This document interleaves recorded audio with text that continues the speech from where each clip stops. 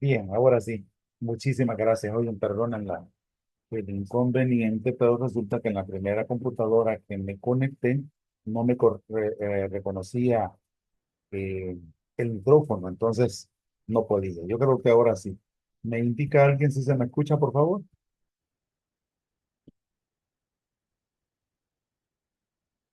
Sí se oye, doctor. Muchísimas gracias, doctora. Gracias, gracias. Bueno, vamos a iniciar la sesión de este día. Recuerden, como les decía, se ha iniciado la grabación para luego colocarles el enlace en la plataforma para que ustedes puedan tener acceso a la grabación en caso pues tengan el tiempo para poder darle una revisada, ¿verdad? En el momento que lo consideren. Bien, muchísimas gracias por estar conectados. Es un gusto nuevamente poder saludarlos. Vamos a iniciar esta tarde con el tema de la revisión del marco teórico y de las referencias bibliográficas. Recuerden que las primeras 3, 4 sesiones, les decía, iba a ser como para darles algunos tips para que pudieran ustedes, si el tiempo les permite, hacerles algunas modificaciones a sus protocolos si ustedes lo consideran necesario, ¿verdad? Para que eh, esta parte pues avance de la mejor manera posible. Así que para este día tenemos programado revisar lo que es el marco teórico. En la plataforma les he colocado una lectura breve, ¿verdad? Y en cuanto a las referencias bibliográficas, los dos métodos que más utilizamos, aunque en salud se utiliza más el sistema de Vancouver, el estilo Vancouver, pero también podrán ver ustedes que en el lineamiento de la universidad parece que pide las normas APA, no estoy muy seguro. Entonces vamos a revisar, les he colocado el documento de ambos, tanto del estilo Vancouver como de las normas APA en la plataforma, dependiendo cuál utilicen. Y además en la presentación les va a quedar como la parte breve, ¿verdad? Para no ir a leerse todo el documento y de repente ustedes quieren revisar si su bibliografía quedó colocada como debe de ser, pues solo revisan la presentación y les va a ser más fácil. Vamos a empezar entonces a compartir pantalla para poder comenzar con el material que tenemos para este. Ok, vamos, creo que sí se ve bien. Vamos entonces, les decía, vamos a revisar marco teórico y referencia bibliográfica. Realmente el hacer un buen marco teórico para mí es como la clave para poder guiar todo nuestro proceso de investigación. Porque al final, el que lee el marco teórico se da cuenta de qué se trata la investigación, ¿verdad? Por dónde va, con qué va a comparar después una vez tenga los resultados.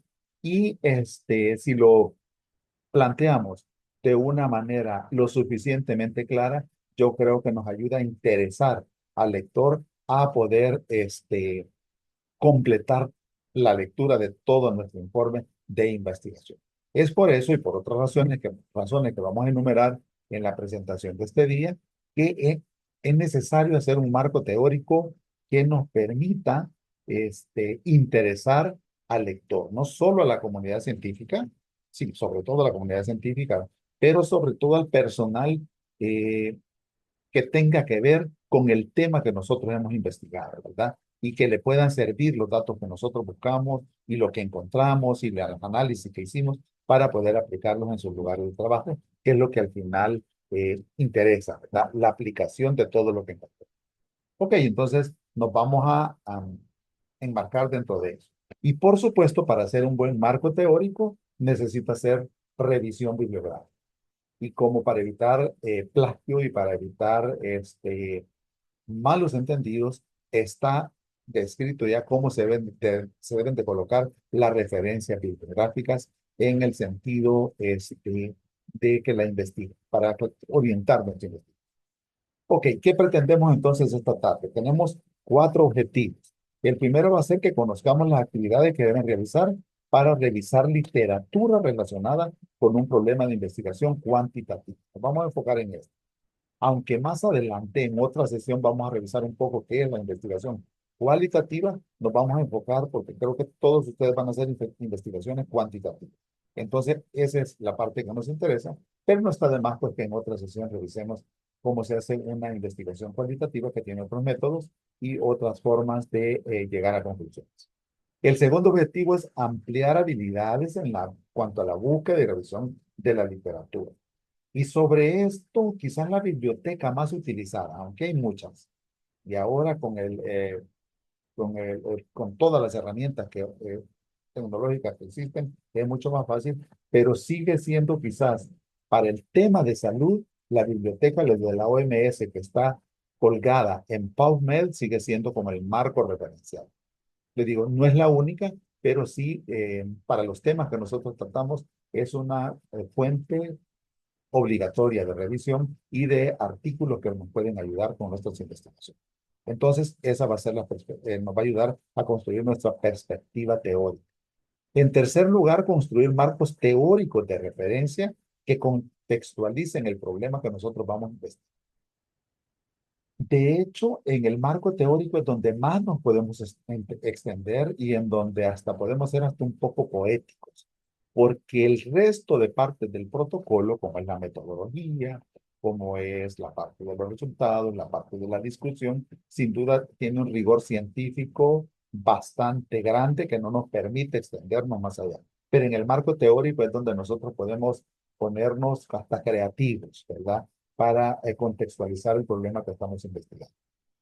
Y en cuarto lugar, comprender el papel que desempeña la literatura dentro del proceso de investigación.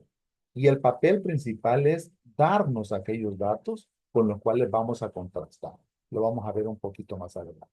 Entonces, si logramos estas cuatro cosas, nos vamos a dar por satisfechos después de esta sesión que recién iniciamos. Vamos a comenzar preguntándonos qué es el desarrollo de la perspectiva teórica. Entonces vamos a suponer que ya tenemos un probable tema de investigación y que vamos a investigar algo sobre eh, las secuelas del COVID, digamos, o el long COVID. Entonces, ¿cómo desarrollamos nuestra perspectiva teórica? ¿O qué sería la perspectiva teórica sobre ese tema? Y nos dice este autor, Jerry Gizzi-Wenbach, nos dicen que es un proceso y es un producto.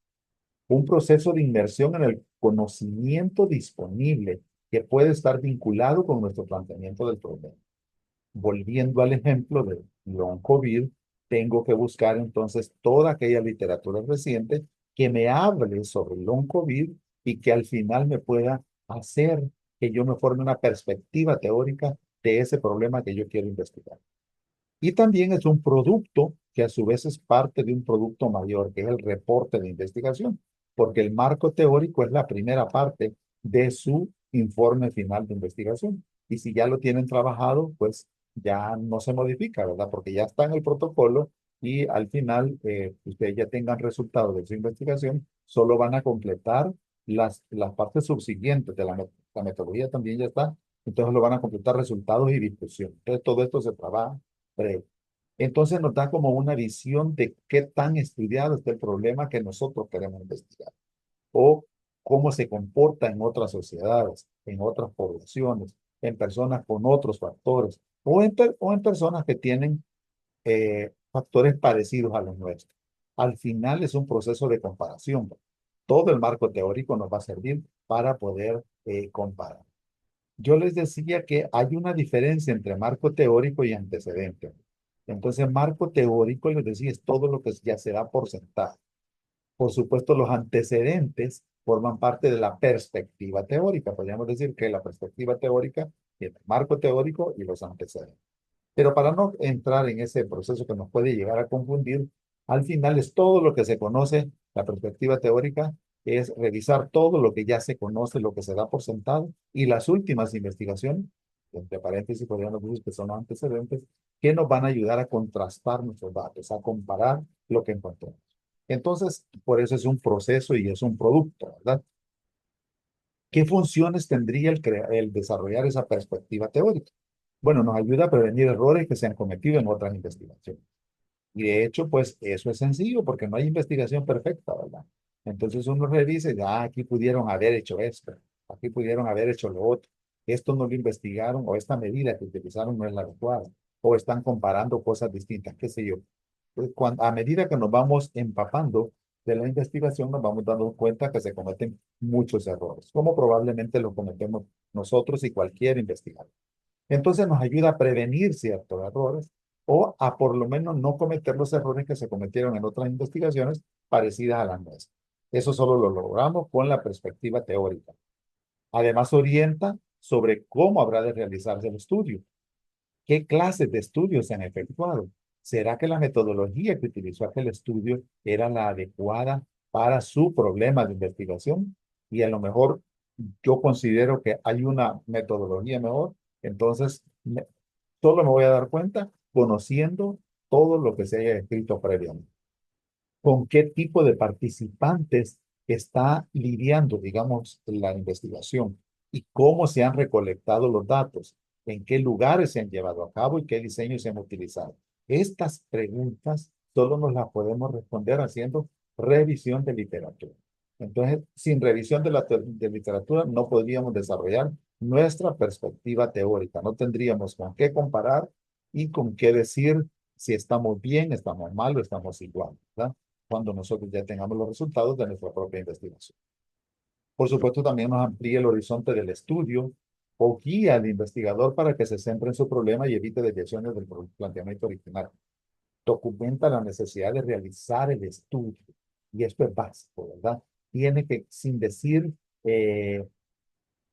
explícitamente, este estudio se realiza porque se necesita tal y cual cosa, sin decirlo explícitamente, colocamos párrafos que nos justifican el por qué estamos haciendo ese estudio. Entonces, la justificación, lo pueden ver, es parte de la perspectiva teórica que nos vamos a crear. Además, nos conduce al establecimiento de hipótesis o afirmaciones que más tarde vamos a someter a prueba. Y como estamos hablando de investigaciones cuantitativas principalmente, entonces desde ahí vamos a saber qué pruebas estadísticas vamos a utilizar para someter a prueba las hipótesis que nos planteemos en nuestro estudio. Y nos ayuda a no establecerlas por razones fundamentales, es decir, a establecerlas, mejor dicho, por razones bien fundamentales. Además, inspira nuevas líneas y áreas de investigación. Cuando leemos y cuando investigamos en un tema en específico, nos vamos dando cuenta de aquellas cosas que no se conocen o que no hay datos que nos avalen, ¿verdad? Ciertas ideas que nosotros podamos tener y por lo tanto surgen nuevas ideas para investigación. Entonces nos ayuda la perspectiva teórica a hacernos un mejor planteamiento de nuestro problema de investigación. Además de eso, va a proveernos un marco de referencia para interpretar los resultados. Y esto, yo les decía, todo resultado que ustedes encuentren, lo vamos a tener que contrastar. Un resultado por sencillo que sea. Digamos que al final determinamos en un estudio de long COVID que los hombres fueron más afectados que las mujeres. A lo, con números, es decir, el 60% de afectación ocurre más en hombres, por decir un nombre. Entonces, ese número lo voy a tener que contrastar con toda la lectura que yo hice y en donde sin duda encontré datos parecidos o datos con los cuales yo pueda decir, esto es lo mismo que en poblaciones de estas razas o de estas poblaciones o es diferente. Y buscar, y por eso ustedes han visto que siempre una recomendación de cualquier investigación es seguir investigando el problema, porque a medida que investigamos nos damos cuenta que se desconocen más y más cosas. Es decir, en ese ejemplo sencillo que les acabo de poner, podríamos decir, bueno, si es más en hombres que en mujeres, y entonces, ¿por qué? Eso ya requiere de un estudio analítico, que son los que nos responden al por qué. Recuerden que los estudios descriptivos nos responden las preguntas del qué y el dónde y el cuándo. Mientras que el por qué y el cómo se responden más con estudios de tipo analítico. Eso lo vamos a ver cuando revisemos los diferentes diseños de estudio que hay un día pues, programado para ello. Entonces va a servir como punto de referencia, ¿verdad? Todos los datos que encontremos. Entonces, para formarnos esa perspectiva teórica, hay dos etapas claramente definidas. La primera es la revisión analítica de la literatura. Entonces tenemos que tener alguna forma sistemática de colocar esos resultados de la literatura y que nos sea fácil podernos poner en los diferentes párrafos de nuestro marco teórico. Entonces, sobre esto no hay nada escrito, cada quien lo hace de la manera que considera. Yo personalmente utilizo una tabla, creo que ya se las he mostrado, en donde pongo el nombre del estudio, cuál fue el diseño del estudio, es decir, qué tipo de estudio es, analítico, descriptivo, casos y controles, cohorte, etcétera, lo que sea, qué población incluyó en su estudio, porque eso me da una idea de qué tan robustos son los resultados que puedo haber obtenido. Y luego en otra columna coloco los resultados que ese estudio obtuvo, porque precisamente con eso voy a comparar ya cuando yo tenga mis resultados. Y por último, coloco pues en de qué año, de qué institución o en qué revista ha sido publicado, como para tener una idea qué tan serio es, qué tan reciente es el dato con el cual yo voy a comparar. Entonces, hacer esa revisión analítica significa tener como un sistema, ¿verdad? Decir, bueno, empiezo a revisar en las diferentes bases, en el Google Scholar, en el PubMed, en el Cochrane, en cualquiera, en Cielo o en los diferentes journals, etcétera, que empiezo yo a bajar a buscar literatura. Entonces, tengo que tener un sistema para ir colocando, digamos, los datos que yo voy a utilizar, porque lógico no voy a utilizar toda la investigación, pero ciertos datos de esa investigación me van a servir para contrastar.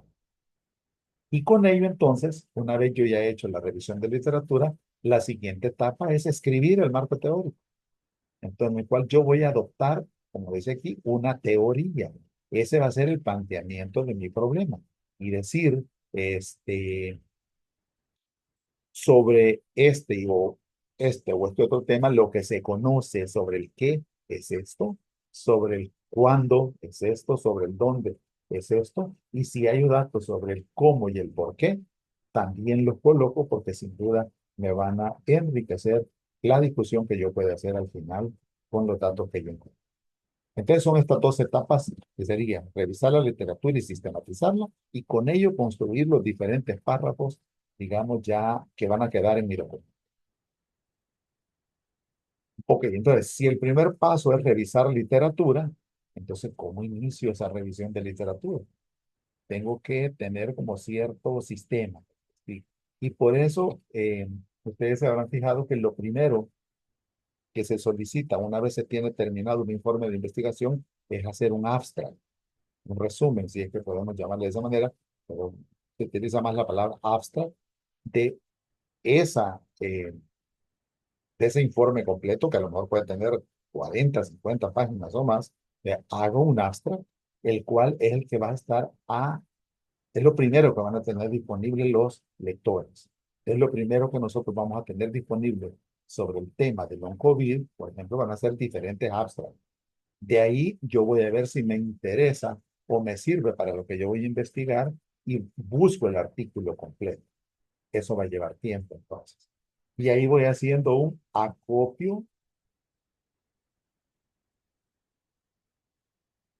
acopio de la literatura de referencia o de las fuentes primas. ¿Cómo voy a, existen ya algunos, digamos, aplicaciones que nos ayudan a esto, como el Mendeley, ¿verdad? No sé si alguno de ustedes lo ha usado. La verdad es que es bien amigable. Uno baja la plataforma y entonces va colocando en el Mendeley todos aquellos artículos que me van a servir y al final incluso me va haciendo la referencia bibliográfica de una vez en mi documento. Porque si voy haciendo mi documento en Word, de una vez me lo enlaza con esta aplicación y si yo voy haciendo la revisión de literatura en esa aplicación, ¿verdad? Voy metiendo ahí los PDF que voy bajando de las diferentes bibliotecas científicas, los voy metiendo en esa aplicación, de una vez me los va enlazando con mi documento en Word y después yo solo voy a quitar aquellas eh, referencias que no voy a utilizar. Le puedo pedir incluso el esquema que voy a utilizar, va a ser regla APA, va a ser estilo Vancouver, depende de lo que yo necesite. Es necesario consultar, además, uno o varios expertos en el tema. A veces no es suficiente, digamos, buscar literatura. si mi tema va a ser relacionado con vacunas, sería conveniente que yo hable con un experto, un verdadero experto que tenga experiencia en el tema de vacunas. Es lo que yo dije que me pasó, con, por ejemplo, cuando hice mi tesis sobre tosferina. Tuve la suerte de contar con alguien jubilado ya de vacunas y había trabajado con el sistema de OPS por años. Conocía, era un verdadero experto en ese tema. Sin duda se aprende mucho, nos ayuda a corregir errores, pero es necesario buscar esos expertos, ¿verdad? Que nos puedan ayudar de acuerdo al tema que estamos buscando, por ejemplo, o instituciones expertas. Para que creo que algunos de ustedes, o no sé si fue en el grupo anterior, que hicieron estudios sobre el virus del papiloma humano. Hay organizaciones no gubernamentales que se vuelven expertas en este tema y que nos pueden asesorar sobre eso. Sin duda, eso es valiosísimo, aparte de la literatura. Y por supuesto, la búsqueda por Internet usando palabras claves. Mm, Eso tenemos que aprender a utilizarlo, aunque es bastante sencillo, ¿verdad? Generalmente son palabras que tienen que ver con, por ejemplo, con el agente infeccioso, si es que hay agente infeccioso dentro de lo que yo estoy investigando, o con factores de riesgo, por ejemplo, o con formas de transmisión. Hay diccionarios al respecto sobre palabras claves que se pueden utilizar. Y también hay digamos, un acopio de palabras claves que son como las recomendadas. Por ejemplo, PubMed tiene su sistema de búsqueda a través de palabras claves. Otra forma de búsqueda es a través de autores o a través de instituciones. Entonces, hay diferentes formas. Pero cuando ustedes terminen su investigación, por eso les van a pedir que pongan de 3 a 5 palabras claves. Entonces, alguien que investigó PPH, por ejemplo, va a poner la primera palabra clave, va a ser virus del papiloma humano. Otra palabra clave podría ser cáncer de cervix. Otra palabra, y así, ¿verdad? Que a veces se les dice palabras claves, pero a veces son pequeñas frases también. Entonces, es un sistema que vamos a utilizar para buscar nuestras referencias. Y aquí tenemos un ejemplo, ¿verdad? En las diferentes plataformas que podemos utilizar, nos va a pedir en algunos campos, pues digamos que yo voy a investigar, volvamos al tema del long COVID, entro a PubMed, me va a abrir una ventana en donde yo en palabras claves le voy a poner long COVID o le voy a poner secuelas de COVID y me empieza a buscar. Y me va a dar los últimos artículos. Y después yo los puedo ir filtrando, ¿verdad? De acuerdo a tema, de acuerdo a otras cosas que le voy a agregar a las palabras claves o de acuerdo incluso a autores, ¿verdad? Si es que hay autores que han escrito mucho sobre ese tema y se especializan, entonces sin duda los voy a preferir esos artículos para poder utilizarlos en la construcción de mi marco teórico. Algunos pasos para revisar la literatura. Entonces, una vez identificadas las fuentes primarias pertinentes, es necesario localizarlas en bibliotecas electrónicas. Y ahora ya no utilizamos bibliotecas físicas, ¿verdad? Bueno, en mi época todavía íbamos a la biblioteca, ¿verdad? Y nos tocaba grabar así en una casetera, en una pequeña grabadora, y después a transcribir en una máquina de escribir. Eso pues ya quedó obsoleto, ¿verdad? Ahora se buscan en bases electrónicas. Ya nadie va a andar buscando en fuentes físicas, ¿verdad? Porque eso significaría transcribir y agarrar párrafos y escribirlos completamente. Ahora es con fuentes electrónicas y mucho más fácil. Y ahora con lo de la inteligencia artificial es mucho más fácil, ¿verdad? Ustedes entran a ChatGPT, por ejemplo, y les piden que les busque las principales fuentes de literatura sobre esto o este otro tema y automáticamente le despliega una cantidad que por supuesto tenemos que tener la capacidad de ir eh, seleccionando aquellas que sean como confiables y que ayuden a la investigación. En algunos casos hay que comprar artículos. Casi nunca se hace esto. Por ejemplo, para países como el nuestro, los temas de salud casi siempre están abiertos y podemos bajar artículos completos, con algunas excepciones. Pero lo principal, creo que la principal biblioteca, que es la de la OMS a través de PubMed, entonces está abierta para nosotros y NARI incluso es abierto a través de cuentas institucionales, ¿verdad? Para países como el nuestro, pero también hay opciones en las cuales hay artículos que solo vamos a poder leer el abstract y con eso definir si nos interesa o no y tocaría comprar el auto. No, no se utiliza mucho, digamos, en países como el nuestro porque hay suficiente literatura disponible de manera gratuita como para que tengamos que pagar por algún parte. Pero si alguien lo considera, está disponible. Y lo vamos guardando, ¿verdad? O a través de libros comprados en Internet, que también puede ser, si queremos lo último que diga el, un libro específico sobre un tema y no lo encontramos de forma gratuita, tocará comprarlo por Internet. También casi ya no se usa, ya que generalmente tenemos disponibles todas esas literaturas. Entonces, el primer paso consiste en seleccionar lo que va a ser de nuestra utilidad. Van a encontrar cantidad de literatura. Entonces, dependiendo lo que ustedes lean y lo que encontremos, de ahí voy a definir qué es lo que voy a desechar y qué es lo que sí voy a utilizar. Generalmente, con unas 30, bueno, van a ver esto más adelante, con unas 30 revisiones de literatura, nos vamos a quedar con 30 artículos sería suficiente. Pero si alguien quiere leer más, bueno, de hecho pueden ver en las revistas, ponen hasta 45, 50, 60, pero el mínimo sería andar ahí por 30, más o menos, artículos que vamos a tener que leer y de los cuales vamos a tomar algunos datos. Algunas recomendaciones que nos dan estos autores es seguir este esquema. Miren, del planteamiento del problema de hipótesis, por supuesto va a salir el paradigma del investigador, que es aquello que quiero demostrar, que quiero cambiar incluso, cuál va a ser mi diseño.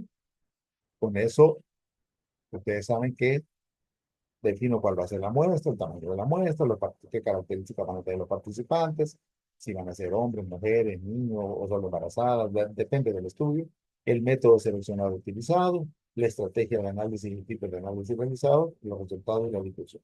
Para poder hacer este esquema, que me resume, digamos, la investigación, tengo que buscar todas aquellas referencias que coinciden con el planteamiento de nuestro problema y desechar aquellas que no coinciden. Se desechan o se revaloran. Cuando el paradigma es distinto, cuando la pregunta que el investigador se planteó en un artículo es muy distinto, completamente fuera de lo que yo estoy buscando, es obvio que voy a desechar, aunque el tema sea el mismo. Entonces, para eso nos sirve también la revisión de literatura, para poder enmarcar lo que yo quiero investigar dentro de una perspectiva teórica, como decíamos. Les vamos a dejar todos aquellos que consideremos apropiados y que de acuerdo con nuestro planteamiento de estudio sean datos consistentes que nos ayuden a discutir y a poder comparar al final que yo he terminado mi investigación. Entonces, una vez seleccionadas las referencias o fuentes primarias útiles para el problema de investigación, se revisan cuidadosamente y se extrae la información necesaria. Aquí es donde les decía que es necesario que tengamos una tablita, que vayamos poniendo lo principal, ¿verdad? El nombre del estudio, el diseño del estudio, qué tipo de investigación fue, para poder, eso es importante para poder analizar qué es lo que encontró, la población que incluyó dentro de su estudio, para poder ver si aplica a lo que yo también voy a hacer. Luego, los resultados obtenidos, cuáles fueron los OR, los RR, las prevalencias, las incidencias, todo lo que encontró, ¿verdad? Los porcentajes en los casos. Y al final, la revista donde está publicado o la institución que respaldó el estudio y el año, por supuesto, para ver si es algo reciente. No puedo estar comparando con datos muy antiguos, ¿verdad? Entonces, una vez seleccionadas esas referencias, eh, o fuentes primarias útiles para mi programa de investigación, esas se revisan cuidadosamente decían, y se extrae solo la información necesaria. En una tabla puede ser. Y es recomendable anotar los datos completos de identificación de la referencia. Si estoy utilizando una aplicación como Mendeley, ya no va a ser necesario que anotemos ningún dato porque ahí me van a quedar guardados. Pero sí, para eso tendríamos que hacer pues un tallercito aparte para aprender a manejar esa herramienta, pero es bastante limitado. Sin duda. Creo que alguien Bueno, ya se incorporó Lady, dice, bienvenida, Lady. Ok, sigamos. ¿Qué información o contenido se extrae entonces de las referencias? Puede ser, es decir, una sola idea, un solo dato o un solo resultado o incluso comentarios. Se puede diseñar un mapa de revisión, dice el cual es una imagen de concepto de la agrupación propuesta respecto a la referencia y el planteamiento, como un mapa conceptual, ¿verdad? Creo que ya han visto eso, ¿verdad? Entonces ustedes dicen el problema fue este, el diseño fue este, los resultados fueron estos, y al final concluyó o recomendó esto. Es una imagen breve, mental, de todo lo que yo voy a tomar de esa referencia bibliográfica que lo puedo plasmar, como les decía, en una tablita, en un Excel o en una tabla que yo tengo en Word, luego se me facilita más, por lo menos con esos datos que ya les mencioné. Luego generar los resúmenes de los artículos y documentos más relevantes y la extracción de las ideas, cifras y comentarios. A veces nos bastará leer el abstract para ver que ahí hay suficientes datos que se parecen a lo que yo busco o que puedo contrastar con lo que yo busco. Entonces, del abstract puedo sacar también esos datos. Y esos resúmenes de información se combinarán posteriormente en el marco teórico. Todo eso que encuentre, entonces lo voy a plantear en mi marco teórico, ¿verdad?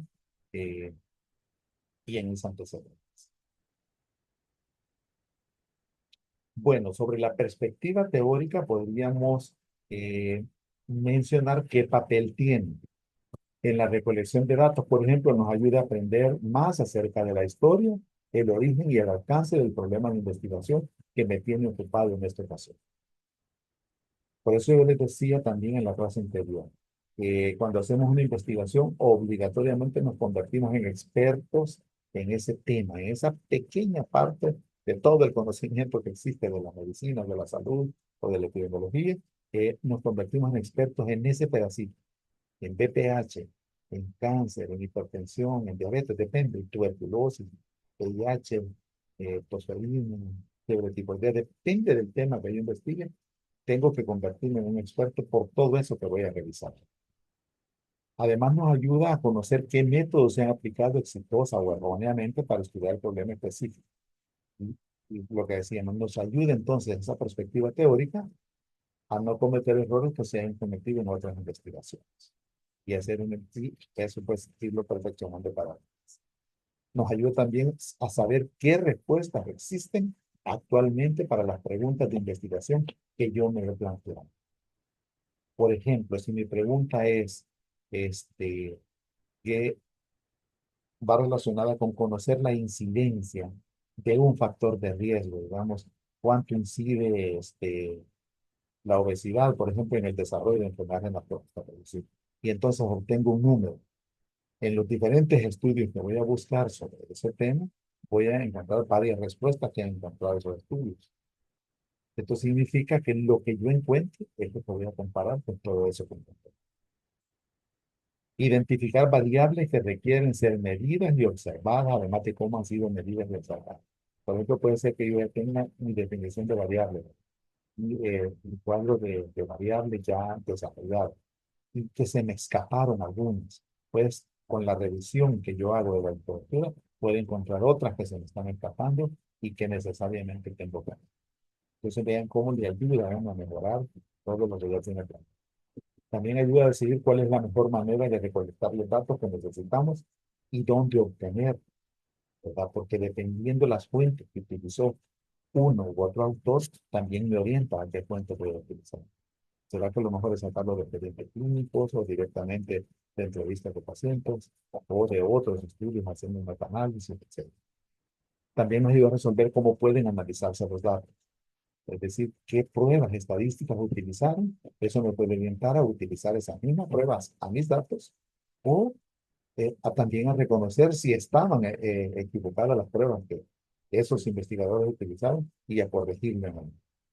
Nos ayuda también a redefinir el planteamiento y a sugerir hipótesis. Cuando dijimos una hipótesis es como una, digamos, un planteamiento,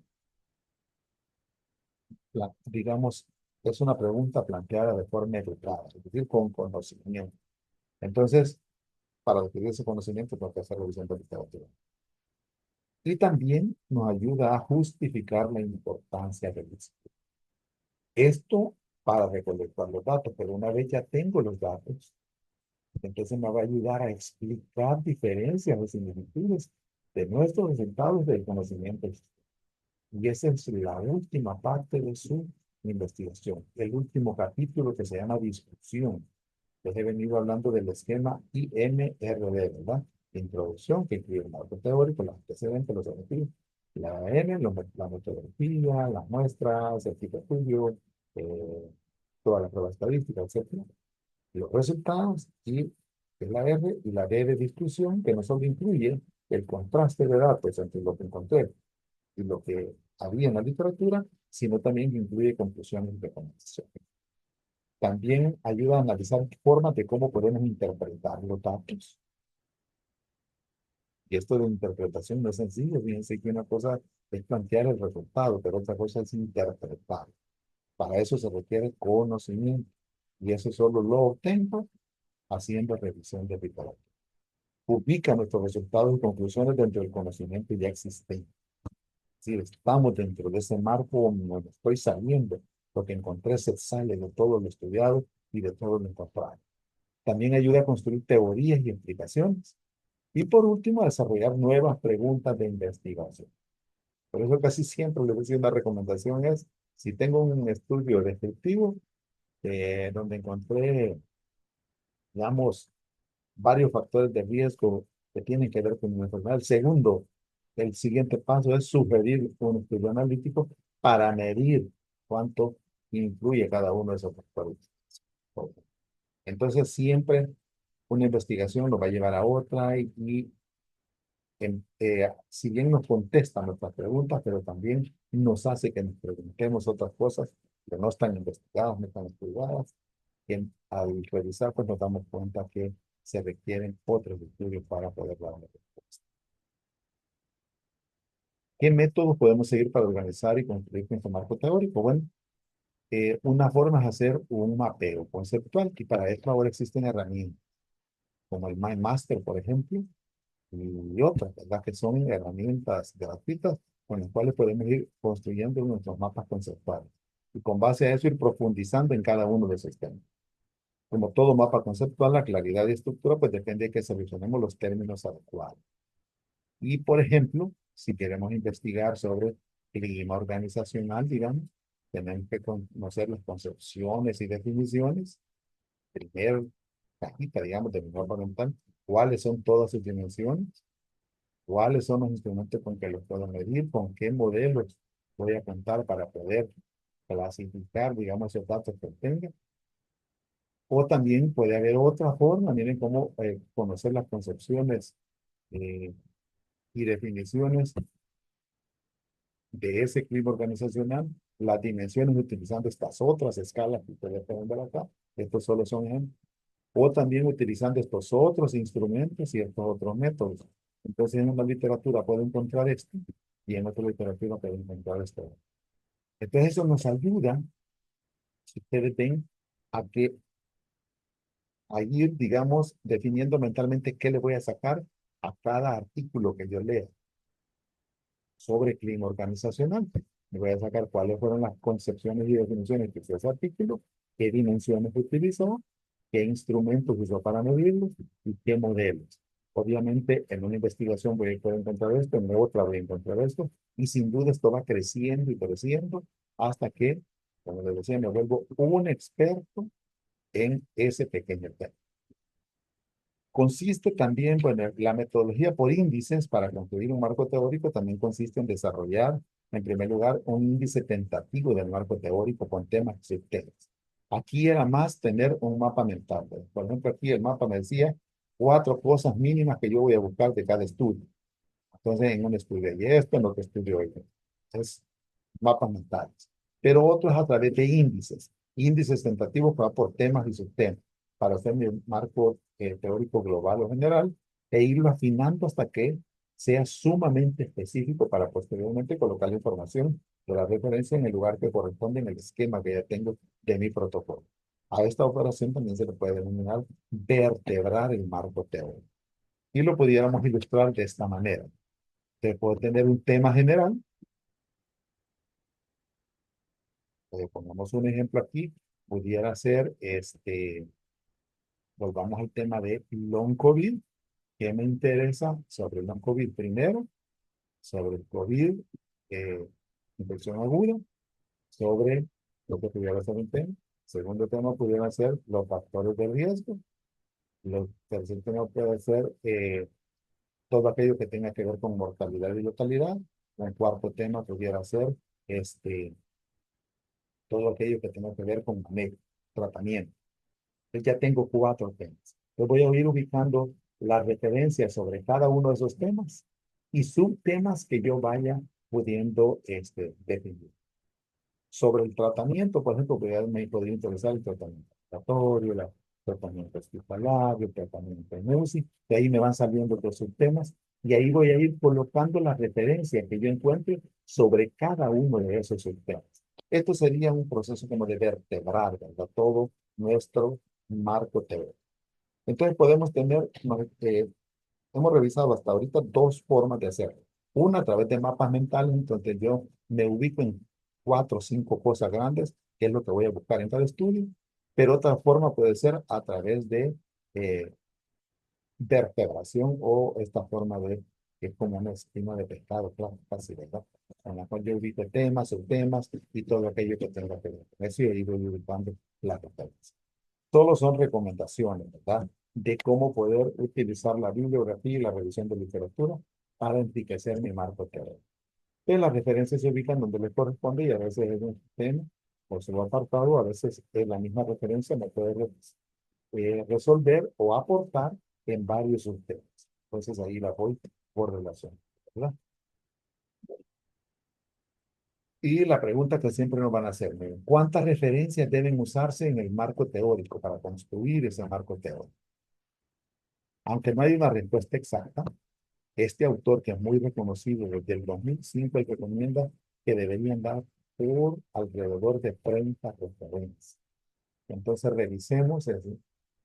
Aunque esto también depende porque a veces cuando estamos en marcos académicos como el nuestro, en donde la universidad da unos lineamientos, en el lineamiento a veces ya dice cuántas referencias deberíamos utilizar. Entonces nos vamos a ceñir por eso que diga el lineamiento. Pero en general, si estamos haciendo una investigación fuera del marco académico o fuera de un marco institucional, lo recomendado sería alrededor de 30 referencias. Para niveles, digamos, de pregrado, en la academia recomienda el mínimo de 18 referencias. Pero ya para nivel de posgrado y un trabajo de graduación de un posgrado, el mínimo debería ser haber realizado 30 o más referencias, ¿no? ¿Y cómo voy a plantear entonces esas referencias? Ya vi entonces qué es el marco teórico, ¿verdad? Y cómo lo puedo construir a través de un mapa mental o a través de un sistema de vertebración, a qué me contribuye, en qué me ayuda. También nos queda ahí en la diapositiva. Ahora veamos cómo voy a plantear todas esas referencias y las revisiones bibliográficas que hice. En salud les decía que el estilo más utilizado es el Vancouver Style, ¿verdad? Que esto nació de una convención científica realizada en la ciudad de Vancouver, en Canadá, en donde la comunidad científica se puso de acuerdo que esa era la forma de hacerlo en temas de salud. Insisto, el Vancouver Style es más para temas de salud, pero para investigación en otras áreas es más utilizada las normas APA. Pues vamos a revisar las dos.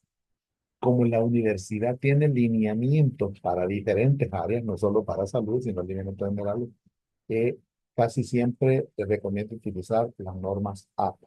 Sin embargo, para salud, les insisto, lo más recomendado es el estilo Vancouver, que es el más sencillo. Bueno, en investigación siempre es importante citar correctamente y apropiadamente en trabajos de investigación científica con el fin de reconocer fuentes y dar crédito a quien crédito merece.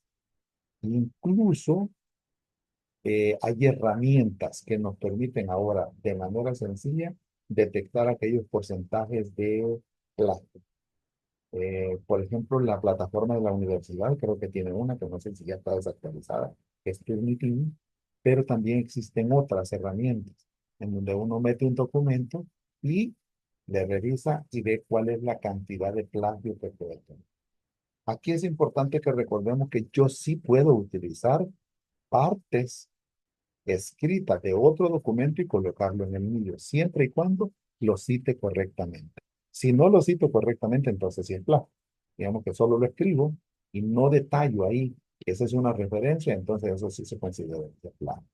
Es una de las cosas por las cuales se debe referenciar. Pues se debe referenciar cualquier dato, cualquier párrafo, cualquier frase que utilice de otra para mi investigación. Citaron las fuentes apropiadas, entonces muestra que se ha hecho lo debido y se está al tanto de los antecedentes y el contexto en el que trabaja el Estado. Si yo no coloco referencias, también doy a entender que no hice una búsqueda de literatura, que ya vimos en las diapositivas previas, que es como el paso previo antes de iniciar mi investigación, porque es el que me da mi perspectiva teórica. Entonces, si no lo hice, todo lo que yo tengo en mi marco teórico van a ser solo ideas, se van a hacer algo empírico, pero ahí tengo que poner datos concretos, entonces tengo que hacer revisión de literatura y lo correcto es citar las fuentes. Le da validez a los argumentos de este trabajo que voy a hacer y ayuda a tejer esa red de la ciencia. Este párrafo es importante para el tema del plagio y para el tema de dónde se ubica toda la revisión de literatura que siempre tenemos que hacer en investigación. ¿Cuándo hacer una referencia en un trabajo científico? Es importante también que nos quede aquí claro. Y dice aquí que se debe reconocer una fuente siempre que se use un dato o una idea que se haya obtenido de otra persona. Así entonces se deberá citar la fuente cada vez que se haga alusión a lo que otra persona dice. También es necesario citar fuentes de las que se hayan parafraseado o resumido datos o ideas. Si yo no usé las palabras, las mismas palabras que utilizó el autor, pero sí estoy utilizando su idea y sus datos, igual tengo que referenciarlo y colocar una fuente. Lo segundo es que las fuentes que necesitan ser reconocidas no se limitan a libros, revistas científicas, sino también incluyen sitios de internet. Por ejemplo, a veces sacamos datos de conferencias de científicos que aparecen, a las cuales nos conectamos, digamos.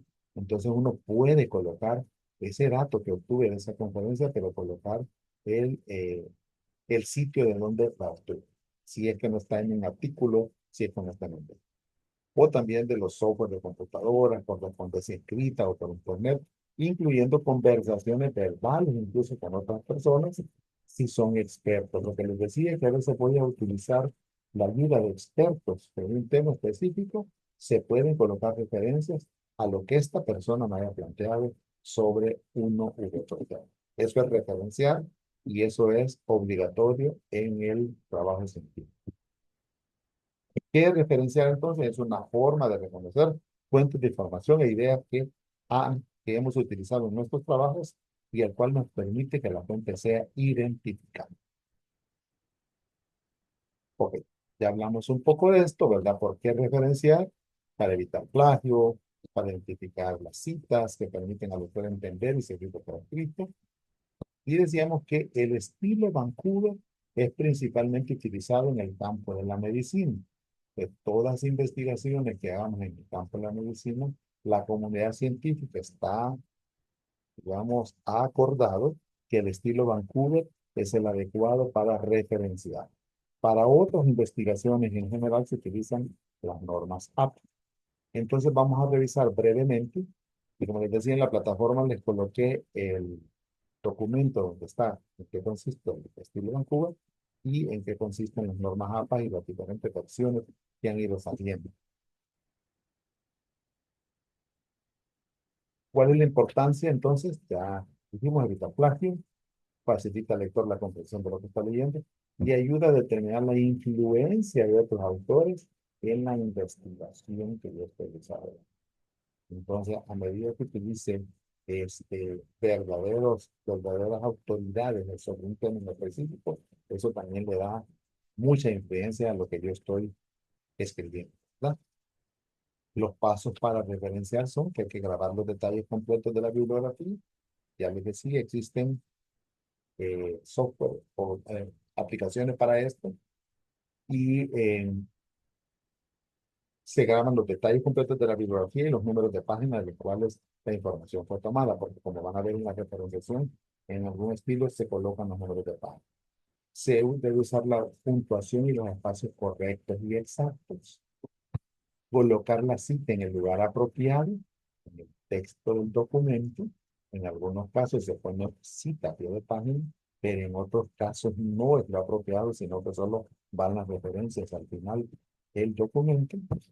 E incluir una lista de referencias al final del texto que incluya todas las citas utilizadas, si es que utilice también citas a pie de página. ¿Cuál es el sistema Vancouver Style? Lo podemos resumir en estas 8 cajitas. ¿Bien? Sencillo. Lo primero es el apellido del autor. Es el primer, eh, lo primero que voy a poner en la referencia. Apellido. Luego, letras iniciales de los nombres del autor. Entonces, digamos, el autor fuera yo, por ejemplo, voy a poner Santos J, porque mi apellido es Santos, pero es Juan, entonces Santos J. Si hay varios autores, los separo por comas, hasta cierto límite, que ya vamos a verlo, separo por comas. Luego pongo el título del libro o del artículo del cual estoy tomando la referencia. Luego va la edición de ese libro. Este es un libro, el lugar de la publicación, el nombre de la casa publicadora y el año. Ya vamos a ver algunos de ellos. Entonces, esto nos puede servir bien estas, cuando se nos haya olvidado cómo hacer la referencia, nos vamos directo a esta diapositiva y seguimos estos pasos. Y vemos los ejemplos. Entonces, ¿cuál es la regla cuando hay más de un autor? Veamos acá, por ejemplo. La cita fue el libro de Butler, por ejemplo, y ahí pongo un numerito, muestra, y ahí vamos a tener que lo que muestra. Entonces la referencia va a ser Butler, dijimos que era el apellido, y luego las iniciales de los nombres.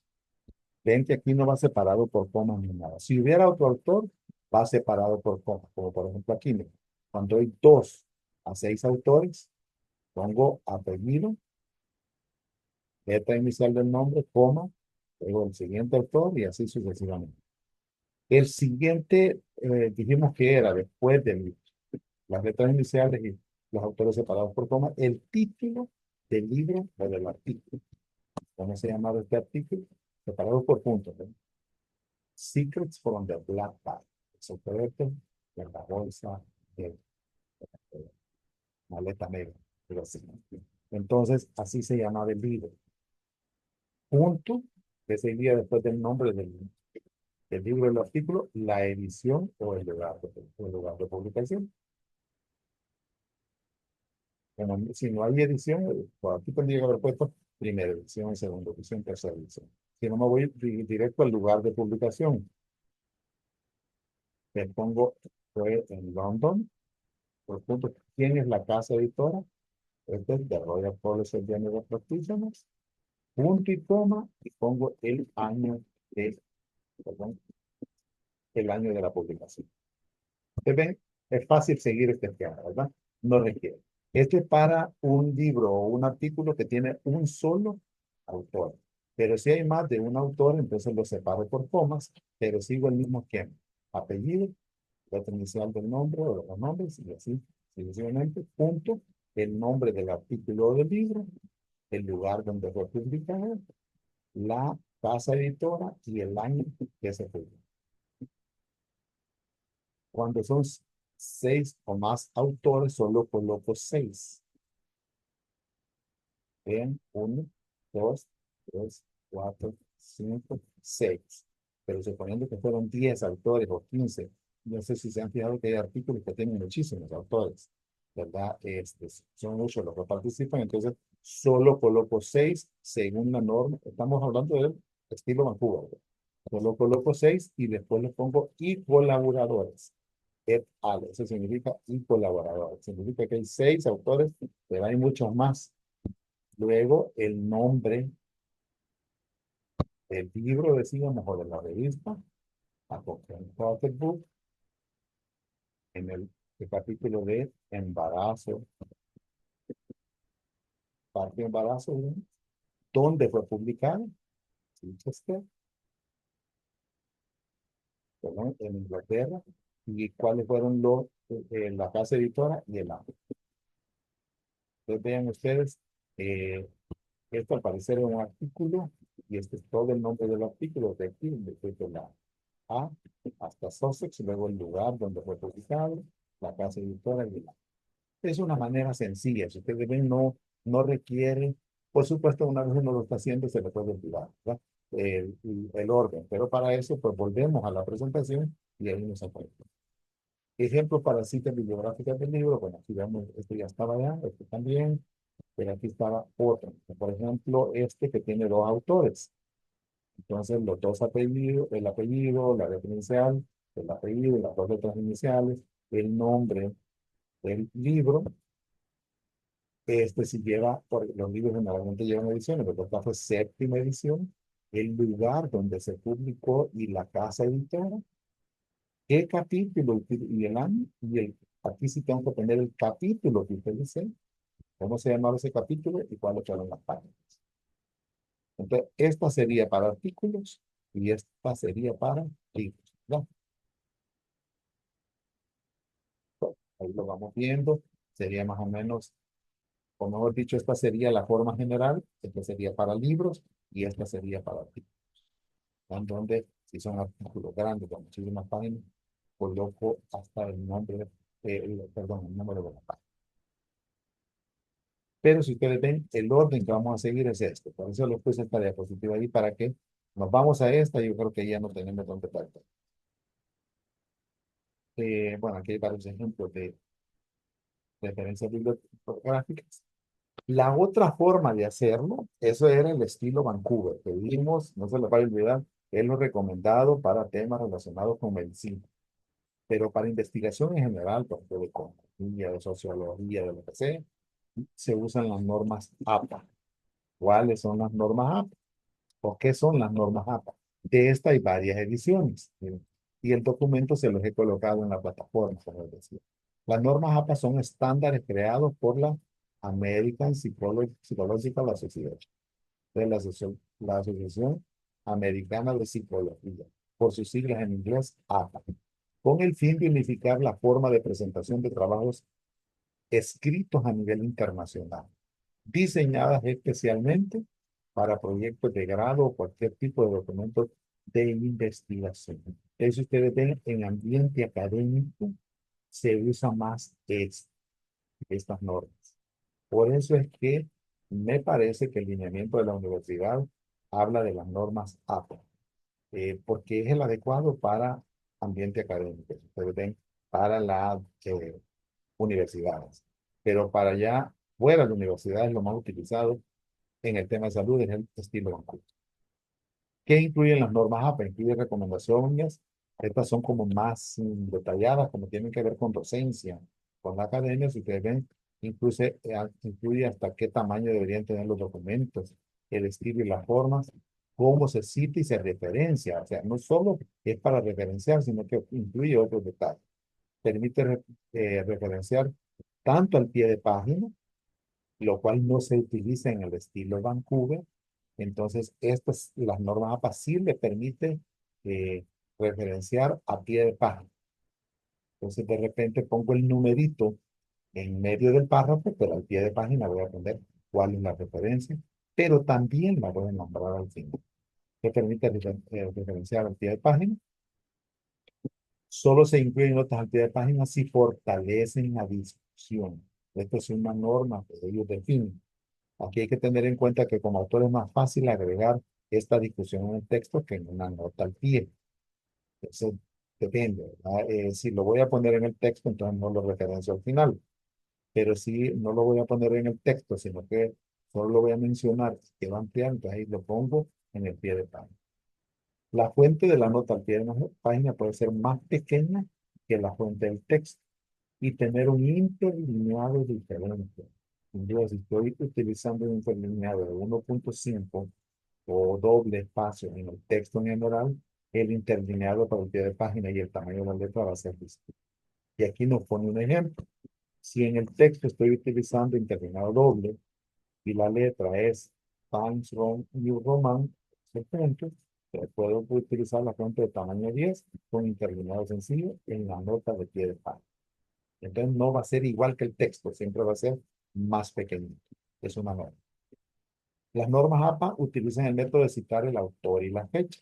Esto significa que a cada cita deben colocarle el apellido del autor y el año de la publicación de la fuente.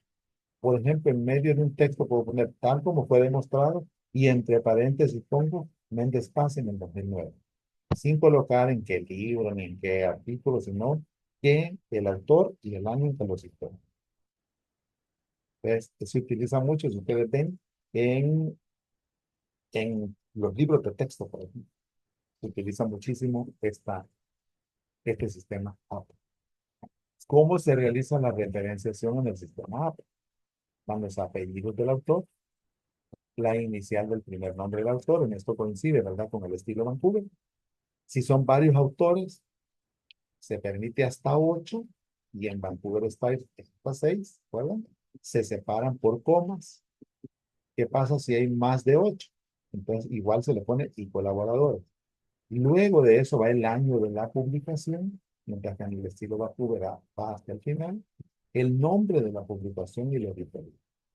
Ese es el esquema que lleva el sistema APA. Por ejemplo, una referencia bajo norma APA sería en despacio, coma, la inicial del nombre. Si ustedes pues como recuerden que esto también se revisa la puntuación.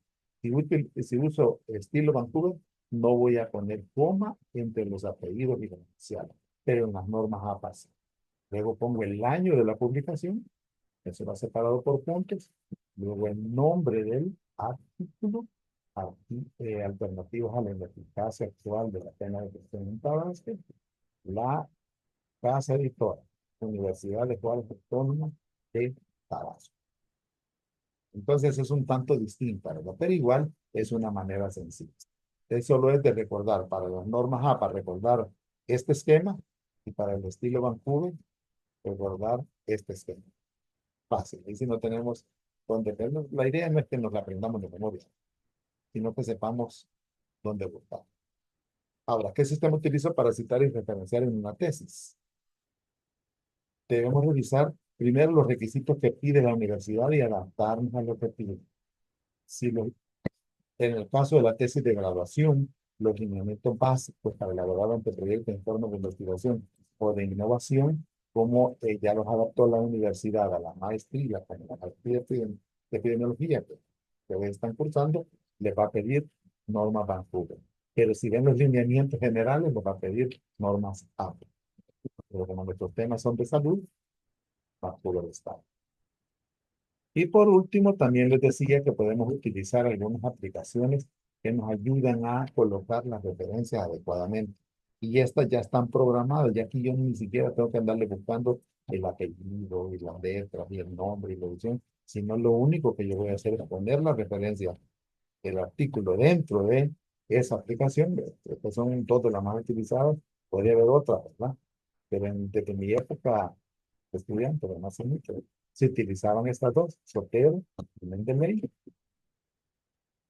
Y así también si se usan figuras, ilustraciones, material gráfico, ya sea de forma directa o modificada, que hayamos creado o diseñado, también tenemos que reconocer la fuente de dónde fue obtenida. Si no, igual que se va a considerar, recuerden, claro.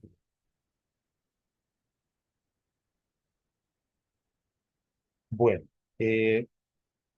estos son otros esquemas que se utilizan, ¿verdad? El formato estándar para referenciar libros, generalmente el apellido del autor más las iniciales. Estamos hablando siempre de para el título, subtítulo, la edición, el lugar de edición, editor o año.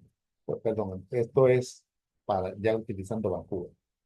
Libro con editor, esta es la forma. Artículos con 2 o 6 autores, sí, todo esto es Vancouver. Ahí van, ¿cómo se de referencia, que más que leerlos, la idea es que las utilicemos como ejemplo, ¿verdad? Eh, por ejemplo, esta, ¿verdad? Que tenía más que 6 autores. Entonces pone uno, dos, tres, cuatro, cinco, seis. Y luego le agrega y colaboradores.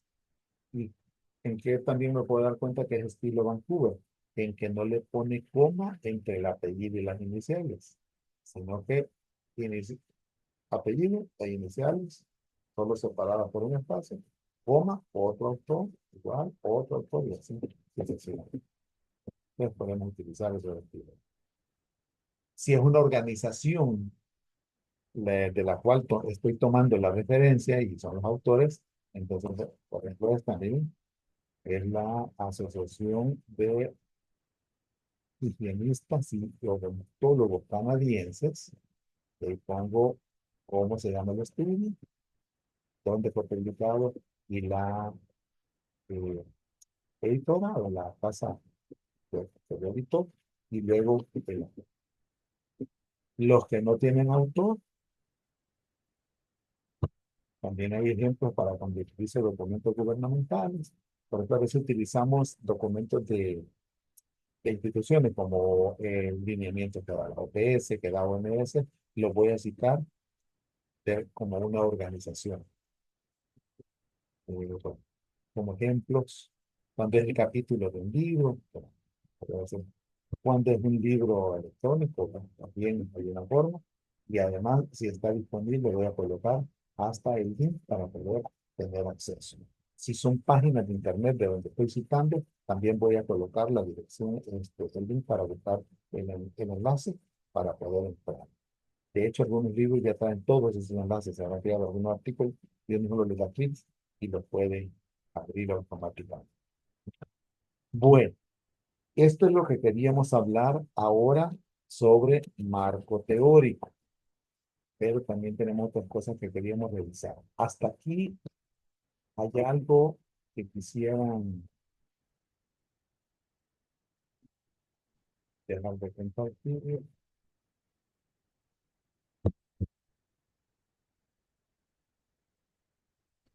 Buenas tardes. Hola, sí, digan. César, Sí, ¿qué tal, doctor? mucho Sí, a gusto. mí me gustaría su recomendación, doctor, con respecto al cuando uno cita algún texto y necesita parafrasear en el marco teórico, ¿cuál sería la recomendación para que no incurriera en plagio también? Podemos utilizar o la frase completa y si no, podemos incluso modificarlo pero diciendo tal como fue señalado por estos autores, y ya dice tal como fue señalado por Janes César, digamos, y coloco entre comillas, ¿verdad? Lo que estoy parafraseando, y poner el numerito de la referencia, aunque lo utilice de manera distinta. Sí se puede, César, no solamente, digamos, voy a referenciar cuando uso el texto tal cual, sino incluso si lo estoy parafraseando. Claro que sí se puede, y la forma sería igual, ponerle una referenciación, un número, y si estoy utilizando el estilo Vancouver, que es que nosotros vamos a utilizar, ahí no utilizo citas a pie de página, sino que todo va a la referencia final. Se puede, claro que sí. Perfecto, gracias, doctor. Y lo otro, por ejemplo, si yo verifico una fuente bibliográfica y al ingresar a esa referencia, yo veo que el párrafo que quiero citar de esa referencia viene originado de otra referencia, entonces debo de citar la referencia original. Buen punto, referencia de referencia. Entonces, en ese caso, pongo la referencia original. Sin duda que sí. Voy a utilizar porque voy a dar por sentado que no hay error, ¿verdad? Y que el artículo que estoy utilizando utilizó la referencia adecuada. Entonces, utilizo la referencia original. El ideal sería tener acceso al artículo o al libro de donde salió la referencia original. Pero si no lo tengo, puedo utilizar la referencia que puso el autor. Exacto, así tendría que ser. Perfecto, muchas gracias, muchas gracias. Muy bien, César. Bueno, no sé, ¿alguien más? Qué bueno que estamos conectados, pero contamos 20, qué bueno. que pudieron conectarse la mayoría. Si no, también quería mostrarles entonces lo que les he colocado en la plataforma. Vamos a compartir pantalla nuevamente. ¿Para qué? Porque esta es una cosa que tuvimos que haber hecho desde el inicio, fíjense, y no lo hicimos, pero lo podemos hacer ahora. Vamos a poner la pantalla completa, toda la pantalla, compartir. Eh, Esta es la plataforma, ¿verdad? De la eh, universidad. Entonces, si ustedes ven, ahí vamos a ir teniendo acceso semana por semana. Ahorita estamos en la semana 3. Entonces, normalmente yo les voy a colocar la pestaña de cuándo a cuándo va, una planificación de qué es lo que pretendemos en esa semana. Por ejemplo, ahora la pretensión era revisar marco teórico y la referenciación bibliográfica. Vamos a colocar cuando sea clase virtual, el enlace que ya va a ser un enlace que está ya programado a repetición. Entonces yo solo le voy a copiar el enlace ahí. Luego le voy a poner la lectura principal. En este caso les he puesto un capítulo del libro de Sampieri, que es precisamente sobre marco teórico, que lo tengo acá, miren, que es este.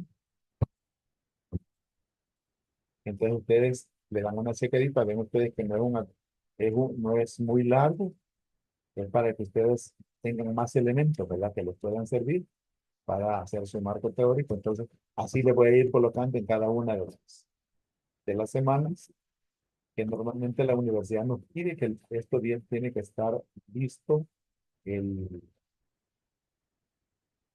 me parece que el martes en la noche tiene que quedar listo para que ustedes miércoles ya tengan acceso. Y luego algunas lecturas complementarias que ahora les he colocado, las normas Vancouver y las normas APA. Ambas las podemos ver ahí y que son estos que podemos ver aquí. Estas son las normas Vancouver. Entonces les he colocado el documento, por supuesto la presentación, podemos resumir.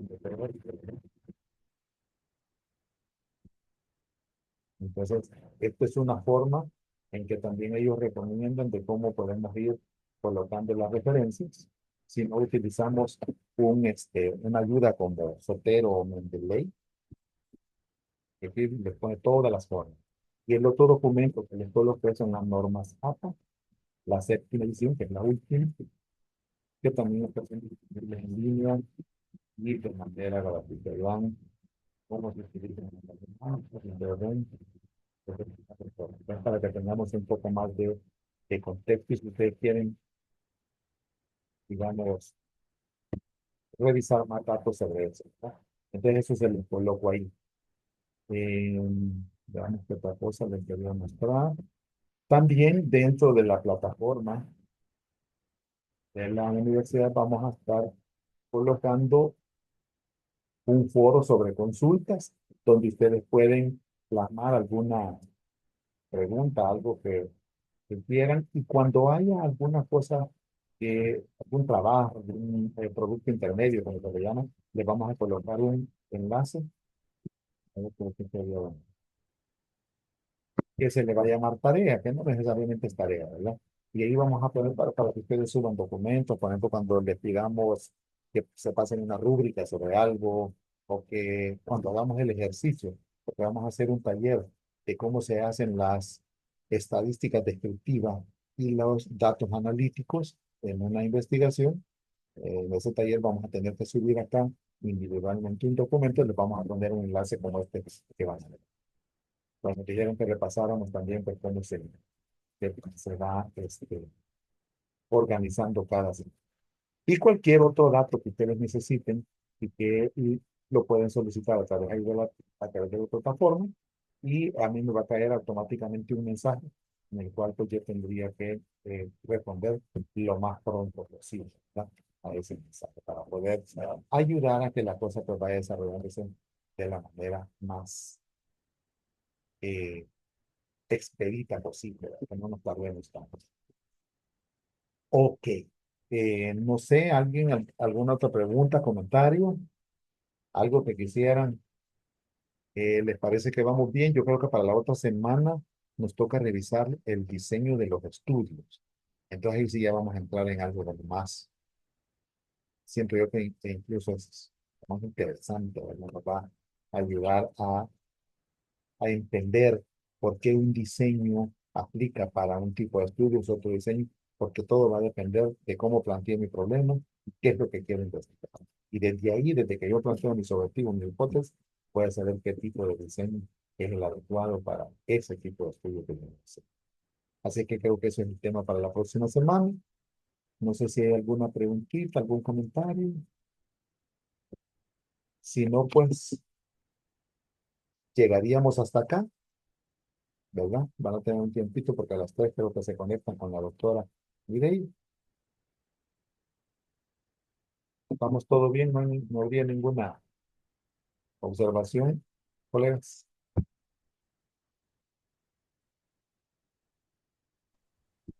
Creo que todo bien, doctor. Se le ha entendido muy bien. Muchas gracias. Perfecto, Carlos, muchísimas Sí, gracias. doctor. Bueno, muchas gracias. Entonces vamos a cerrar acá para que tengan un chancecito de recursos Gracias, doctor. y se conectan a las 3 con la doctora. Saludos a todos. Vamos a parar la Hasta luego, muchas gracias, doctor. Gracias, doctor.